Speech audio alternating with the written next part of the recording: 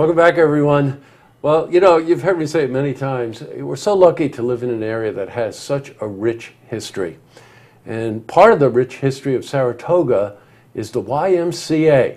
Now, that might surprise you, but our guest today is the historian for the YMCA, Judy Meagher. Welcome, Judy. Thank you. Very nice to have you here. I'm glad to be here.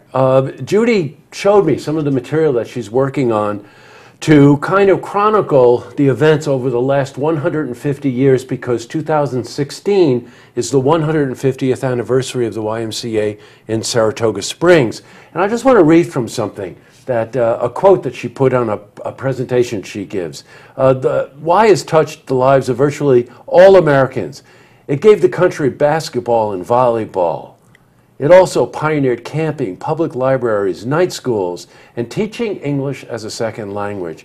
So far from being the common thought for a lot of people is that it's a gym. Well, I guess that says it's a lot more than a gym. You're an historian. That's a fabulous title. What made you want to be an historian?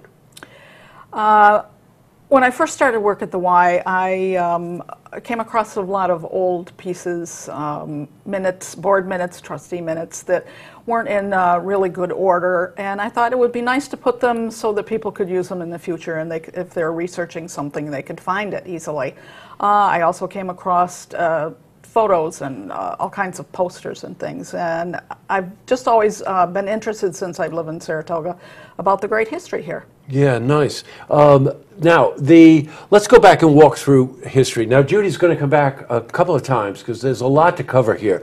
But let's just do kind of a walkthrough. The Y was established, if I'm doing the math correctly, about 1866? That's correct. Okay.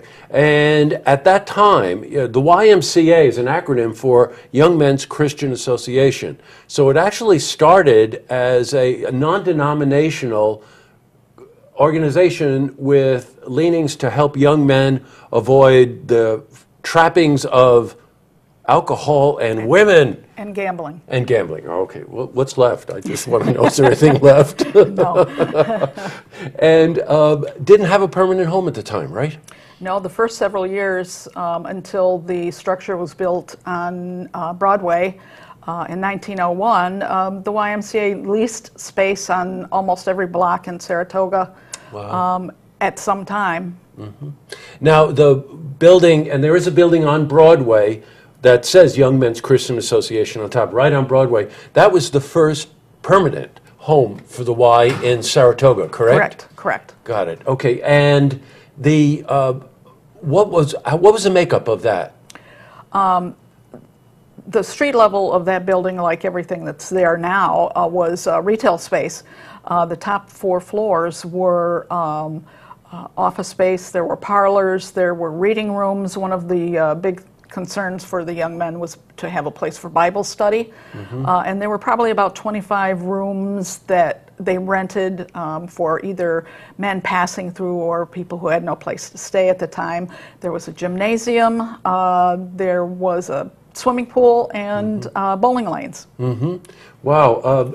Again, you know, I guess the mission there, the mission of the YMCA, I know this from talking to Sean and to Katie, is mind, spirit, and body. And that sort of encompasses the whole idea of providing a positive alternative to some of the other trappings of the day. Mm-hmm. So if young men coming into town, whether they're working at the track or whatever, Saratoga was always a destination, that they had a safe place to stay. Correct. That promoted healthy living for mind and spirit, right? Correct. Interesting. Now, I think you told me that there was a time period here in Saratoga when the Y didn't exist. From about 1935, well, even up till then, it was always a struggle for the Y to bring in enough money to keep their organization going. And in 1935, after they had made an appeal to the city by running a full-page ad in the Saratogian, they still didn't have enough money to make their mortgage payments, so they went out of business. But from 1935 until 1957, when they got reorganized, their board of directors continued to meet. Oh, if they continued to meet, one could assume then they maintained status. Correct. That they needed to for the Y as a national organization. Yes. Right, I got it, okay. Some of the other more notable places that the Y is called home, give us some of those.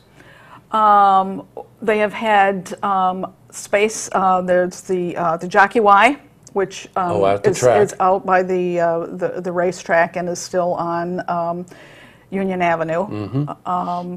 I don't know the exact date of when that was taken over by by NYRA. They've been in the synagogue on Broadway. Oh, the beautiful white building That on was North Broadway. Dr. Rezigue's office. Right. Mm-hmm. They were in the Hawley Home at one time for a few years before they built on South Broadway, which most people remember as the YMCA. Yeah, that's that very modern structure on South Broadway, and now that beautiful headquarters out on West Avenue, and the architecture of which really pays tribute to the architecture that you see in the State Park, doesn't it? Correct. Yeah, that was done during the WPA. Now, as I mentioned, we're going to have Judy back to talk more about it because this year is the 2016 is the 150th anniversary. Correct. Wow. Yes. That's pretty exciting stuff. It is. You know that, It right? is. What a history. It is. Amazing history. Well, Judy, thank you very much for coming in. We look forward to having you back again. Great. And we'll continue this conversation. Good. Thank you. Have a nice day. You're welcome. To see this interview again, you can head to our website, looktvonline.com.